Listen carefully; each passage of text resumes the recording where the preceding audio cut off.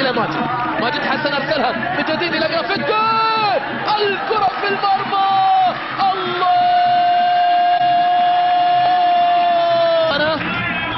الكاميروني ينطلق. البينية تأتي. جرافيتي الآن في محاولة ما فيها تسلل. خطيرة خطيرة خطيرة.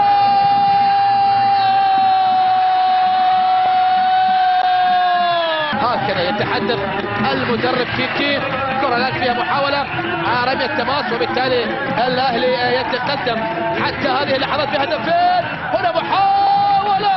الله.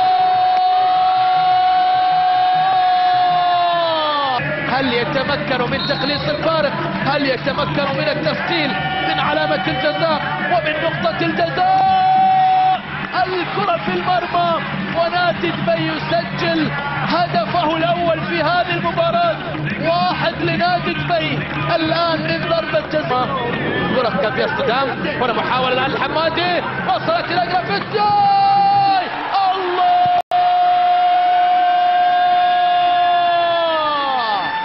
رباعية أهلاوية.